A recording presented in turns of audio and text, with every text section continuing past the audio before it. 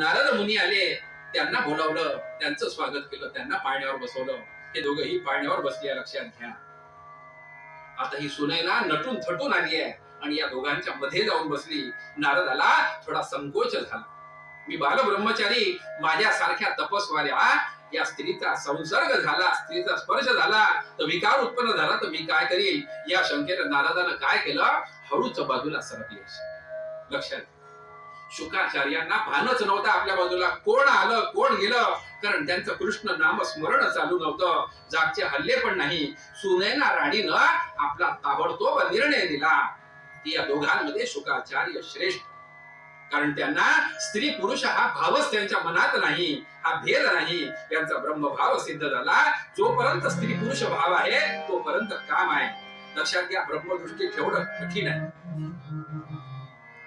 म्हणून माणसाला म्हटलंय, हे तुला आयुष्य दिलं, हे शरीर दिलं, त्याचं तू काय केलं असं परमेश्वर जेव्हा विचारील, त्याचा हिशोब घेईल, तेव्हा काय करावं. लक्षात, ब्रह्मदृष्टी ठेवणं मोठं कठीण. अशा पुरुषाला भागवत वाचण्याची जरूरत नाही. पण मग शुकाचार्य भागवत सांगण्यास का गेले? त्यांनी ही भागवताची कथा परीक्षितीला कशी ऐकवली?